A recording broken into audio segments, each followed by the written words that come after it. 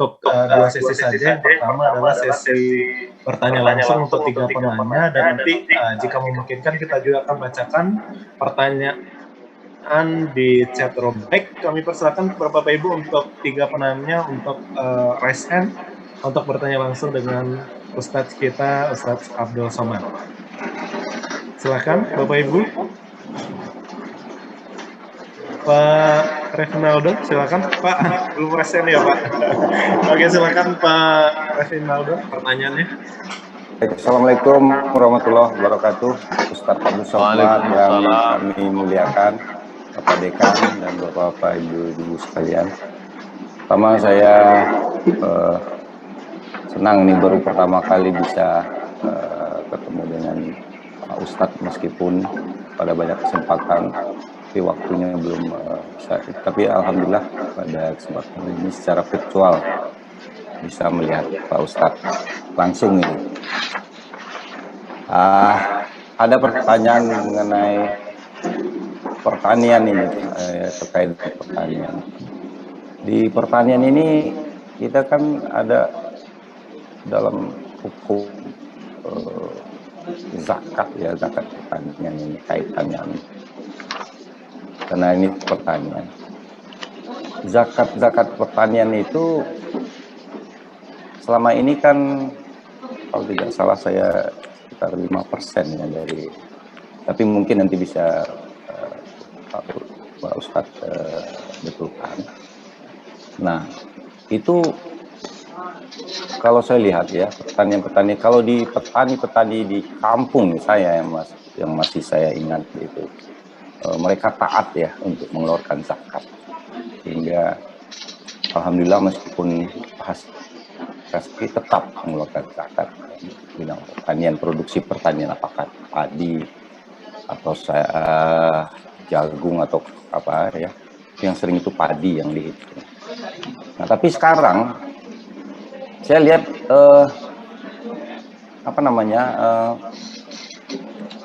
syariah itu atau hukum yang wajib itu sebenarnya itu sudah seperti dilupakan oleh para petani kita. Mungkin karena merasa kehidupan petani itu, apalagi yang di desa-desa Pak, bukan petani yang tipe petani kecil gitu, itu kan sangat kasihan kita ya.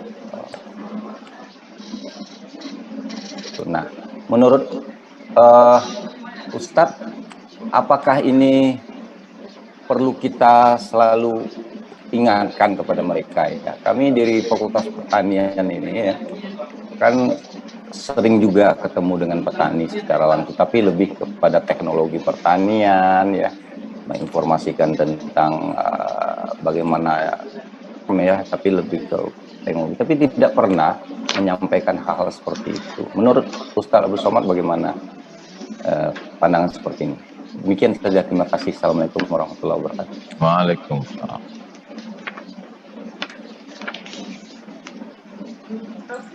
Baik, terima kasih Pak Don. Mungkin Pak Ustadz langsung bisa dibahas Pak, dijawab Pak. Terima kasih Pak Revinaldon. Kalau saya sebagai ustadz datang ke kampung bicara masalah zakat, hai kaum muslimin muslimat, bayarkanlah zakat kalian. Fima saqatis sama'ul usyur. Kalau dia disiram hujan 10%, tapi kalau irigasi potong 5% karena ada biaya operasional. Tidak semua masyarakat itu hatinya tunduk kepada agama. Sebagian lagi akan berkata, Ustadz siapa datang-datang mau ambil zakat kami, benihnya milik kami, tanahnya kami. Ustadz tidak pernah memberikan penyuluhan kepada kami. Maka saya mengajak bekerja sama Badan Amil Zakat Nasional Kabupaten, Provinsi, Kota bergandeng tangan dengan Fakultas Teknologi Pertanian. Jadi ketika KKN itu anak-anak ke kampung, selalu saya diajak anak-anak KKN, Ustadz ceramah, nanti disitulah masuknya penyuluhan tentang pemahaman zakat, tapi juga mereka disadarkan bibit yang baik itu ini loh Bapak Ibu, bibit yang bagus untuk ini, untuk menjaganya itu pupuknya ini, maka ada take and give. Mereka akan lebih ikhlas mengeluarkan zakatnya karena mereka merasa sudah terutang budi, hatinya sudah tertawan duluan. Jadi tidak ujuk-ujuk kata orang Jawa tiba-tiba datang mau ngambil zakat, karena tidak semua hati itu tunduk dan patuh takut kepada Allah. Lagi-lagi dakwah itu bersinergi, dakwah tidak berdiri sendiri, dakwah terkait dengan yang lain. Khususnya kajian kita tentang teknologi pertanian.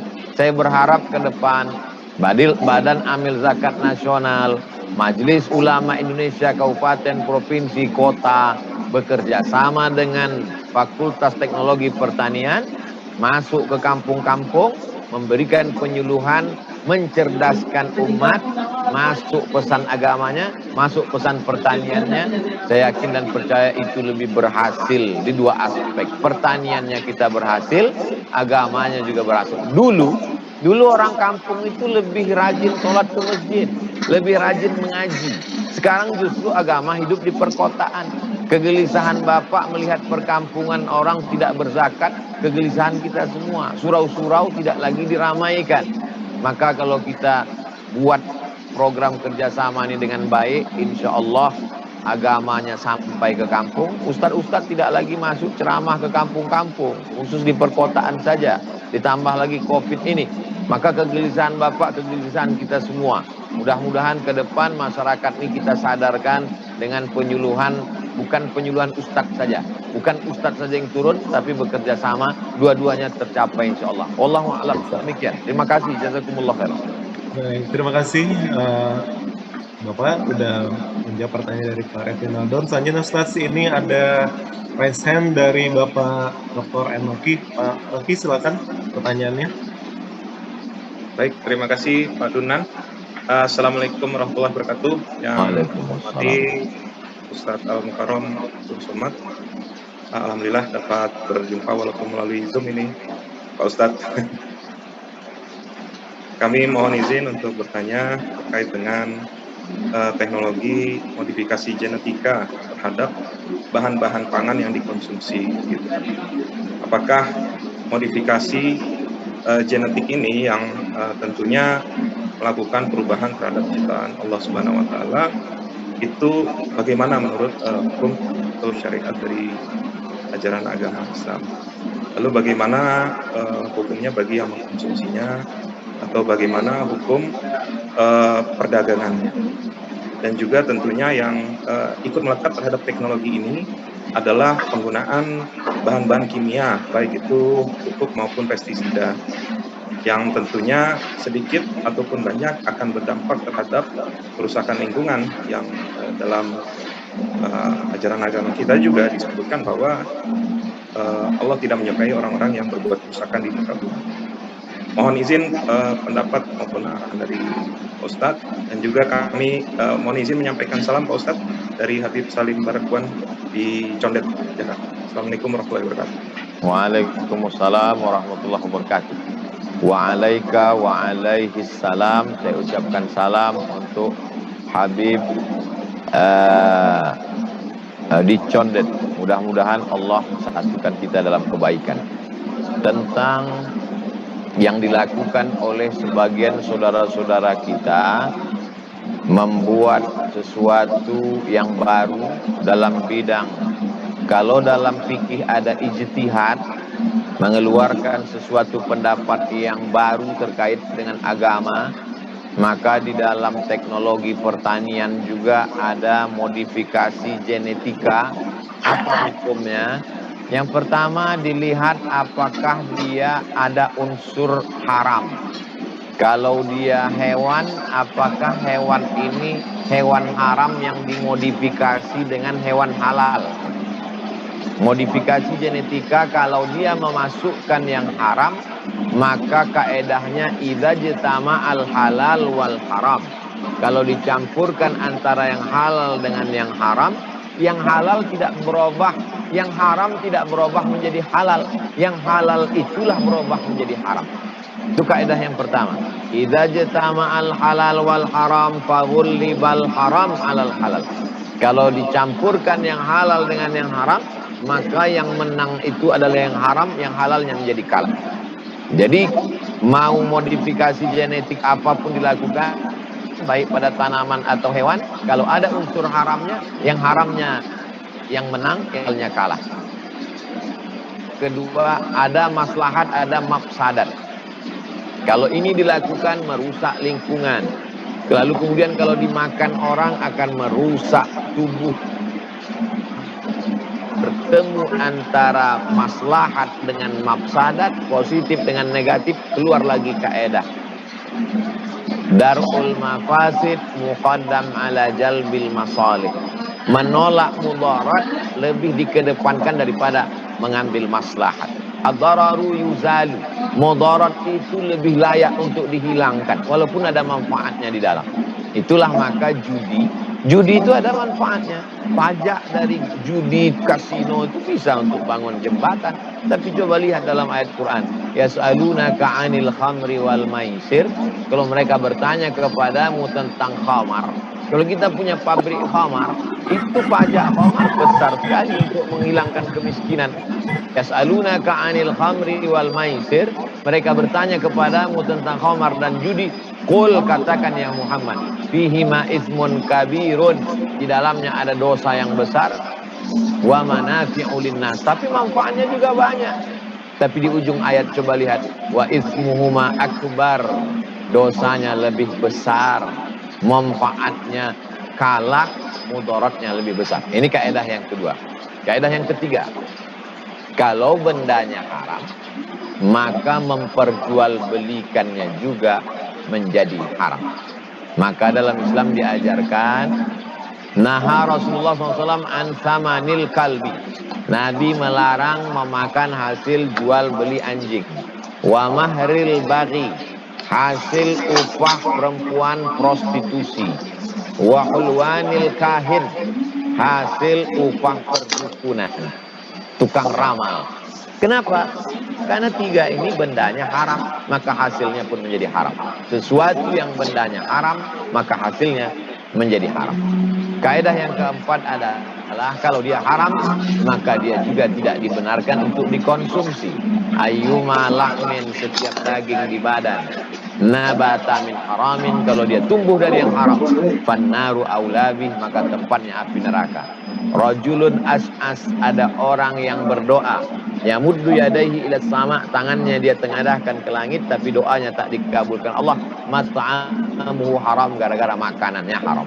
Masrabuhu haram, minumannya haram. Malbasuhu haram, duitnya dia berikan pakaian haram. Wa ghudhiya bil haram, disuapkan diberikan makanan haram.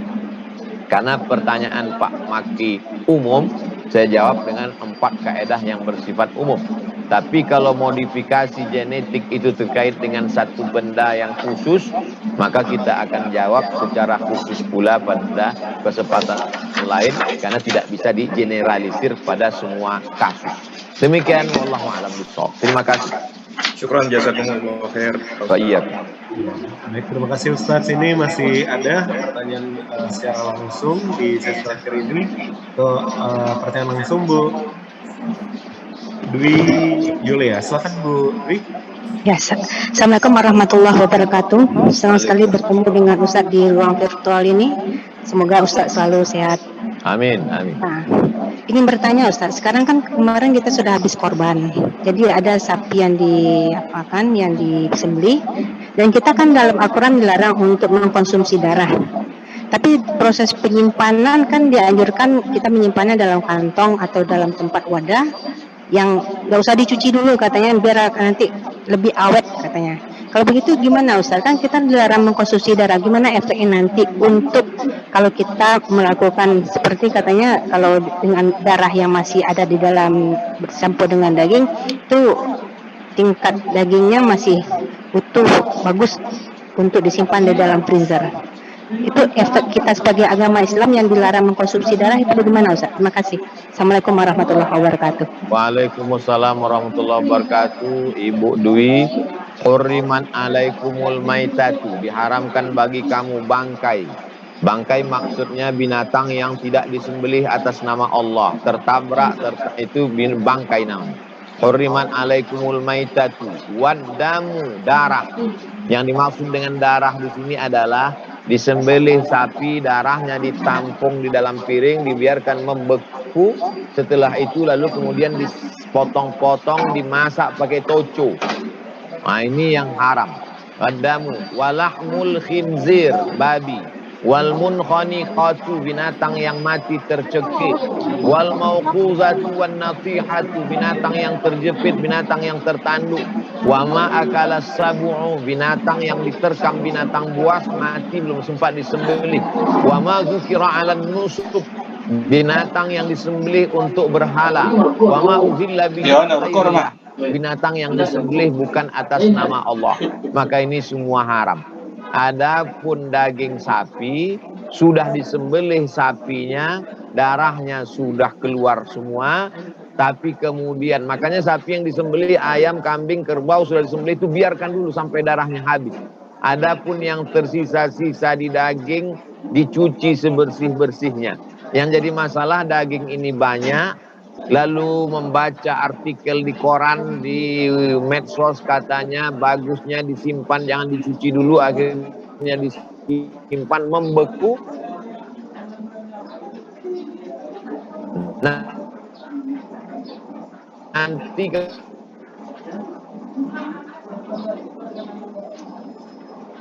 kalau maupun ada tersisa sedikit-sedikit, maka itu yang disebut dengan ma'fu anhu. Ma'fu anhu artinya termaafkan.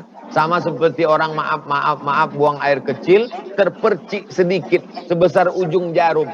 Itu juga disebut dengan ma'fu anhu, termaafkan. Yang tidak boleh itu jelas-jelas darah itu masih ada, dimasukkannya ke dalam gulai, rendang, santan, segala macam, sup, maka itu sama dengan memakan darah, haram hukumnya. Jadi saran saya, pertanyaan Ibu Dwi sangat penting, karena kita beberapa hari ini makan daging kurban yang sudah disimpan dalam kulkas, cairkan, bersihkan, cuci beberapa kali, cuci sekali masih nampak merah, cuci 2 kali agak merah, cuci 3 kali agak coklat, cuci bersih sampai bening airnya masuk, barulah dimasak, disup, digulai, direndang dan lain sebagainya. Demikian, wallahu a'lam bishawab. Baik, terima kasih Ustadz, karena waktunya sangat terbatas. Saya karena janji juga membacakan pertanyaan dari chat room. Ini ada saya rangkum saja pertanyaan menjadi satu, Ustadz. Ini terkait dengan masa pandemi. Ini ada himbauan bahwa sholat ini dilaksanakan di rumah saja, Ustadz. Sholat wajib dan sholat Jumat. Nah, ini di saat sekarang ini bagaimana, Ustadz? Ini pertanyaan dari Pak Ridwan. Dan pertanyaan yang sama masih terkait dengan hal tersebut. Ini di masjid disarankan untuk melakukan jarak, Ustadz. Sedangkan ada beberapa masjid yang tidak mengadakan jarak untuk sholat, Ustadz. Ini sedangkan di Mekah sudah melaksanakan prokes. Ini bagaimana kira-kira tanggapannya, Ustadz? Ini juga pertanyaan dari Bapak Joni Aldila Fajri. Ini pertanyaan terakhir, Ustadz. Silakan, Ustadz. Di depan masjid surau langgar musola, siapkan cuci tangan, siapkan hand sanitizer, tulis baliho besar-besar protokol kesehatan, maka semua jamaah yang mau masuk ke dalam dia berwudu, dia sudah suci sebetulnya secara fikih, tapi mungkin tangannya masih belum, maka dia cuci lagi tangan pakai hand sanitizer, masuk ke dalam, dia bawa sajadahnya, lalu kemudian dia menjaga jarak, laksanakanlah sholat Jumat di masjid, sholat berjamaah di masjid. Kalau masjid mau ditutup, maka tutup juga mal, tutup juga pasar. Karena orang lebih lama di pasar, di mal daripada di masjid. Orang sholat Jumat paling lama khutbah 20 menit, sholat 10 menit, 30 menit dia keluar. Tidak ada sentuhan, jangan salam-salaman, jaga jarak, cuci tangan. Maka insya Allah orang yang dekat dengan Allah, Allah akan menolong. Dengan kita hidupkan sholat syiar Islam, sholat di masjid, Allah akan turunkan pertolongan insya Allah. I'dilu, bersikap adillah, wa aqrabu lit taqwa. Adil itu mendekatkan pada takwa. Kalau mau tutup masjid, silakan tutup masjid. Tapi mal sama pasar tutup juga semua. Semuanya online. Kalau mall sama pasar, airport buka, masjid juga buka, semua pakai protokol kesehatan. Bersikap adil lah, kita akan dituntut di hadapan Allah Subhanahu wa taala. Wallahu a'lam bishawab. Baik, terima kasih Pak Ustadz yang telah memberikan materi yang sangat menarik untuk kita bersama. Sebenarnya tentunya masih banyak pertanyaan yang masih banyak ditanyakan karena keterbatasan waktu dan juga waktu Jumat yang semakin dekat. Baik Bapak Ibu serta hadirin yang kami hormati, agar berkahnya acara hari ini, dan sejenak marilah kita berdoa bersama yang akan dipimpin langsung oleh Bapak kita Ustadz Profesor Haji Abdul Somad Yasin, MA, PhD. Kami persilahkan.